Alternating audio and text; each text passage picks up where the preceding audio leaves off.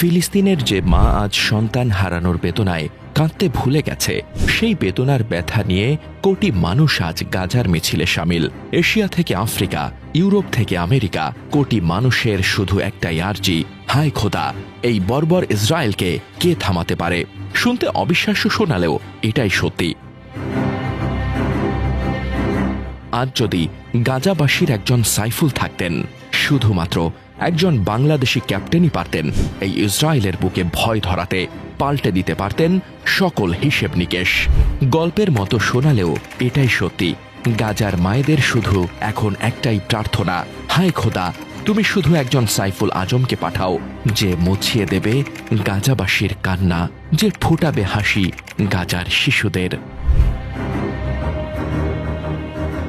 সাইফুল আজম পৃথিবীর ইতিহাসের একমাত্র যোদ্ধা, যিনি একক ব্যক্তি হিসেবে সর্বোচ্চ সংখ্যক ইসরায়েলি যুদ্ধ বিমান ভূপাতিত করার অনন্য রেকর্ড করেছেন।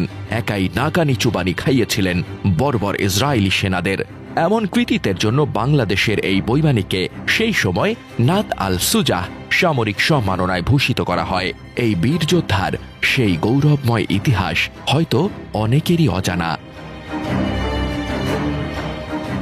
সাইফুল আজম সুজা 1971 সালে স্বাধীন বাংলাদেশের বাংলাদেশ বিমান বাহিনীতে যোগ দেন।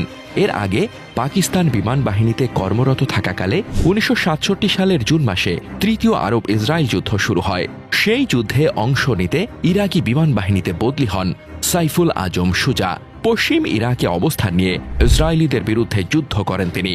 যুদ্ধ শুরু হওয়ার মাত্র 5 দিনের মাথায় গাজা ও সিনাইয়ের কর্তৃত্ব নিয়েছিল ইসরায়েল।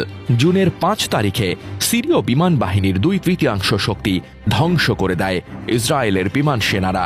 তেমন কোনো প্রতিরোধ ছাড়াই ইসরায়েল পশ্চিম তীর ও জেরুজালেম দখল করে নেয় সিরিয়ার গোলান মালভূমিও। তাদের সামনে বিন্দুমাত্র প্রতিরোধ তৈরি করতে পারেনি মধ্যপ্রাচ্যের কোনো দেশ। এমন পরিস্থিতিতে ইসরায়েলিদের জমদূত হয়ে জর্ডানে যান সাইফুল আজম। 6 জুন আকাশ থেকে প্রচণ্ড আক্রমণে মিশরীয় বিমান বাহিনীর যুদ্ধ সরঞ্জাম গুড়িয়ে দেয় ইসরায়েলি বাহিনী। একই দিন বেলা 12:48 4টি ইসরায়েলি সুপারসনিক ডাসল সুপার মিস্টারের জঙ্গি বিমান ধেয়ে আসে জর্ডানের মাফরাক বিমান ঘাঁটির দিকে। এবার তাদের লক্ষ্য জর্ডানের ছোট্ট বিমান বাহিনীকে চিরতরে নিশ্চিহ্ন করে দেওয়া। সেই সময় ইসরায়েলি সুপারসনিকের বিরুদ্ধে লড়াই চালিয়ে যাওয়ার মতো সমকক্ষ বিমান আরবীয়দের ছিল না। তবু ইসরায়েলিদের ঠেকাতে মাফরাক বিমান ঘাঁটি থেকে হকার হান্টার জঙ্গি বিমান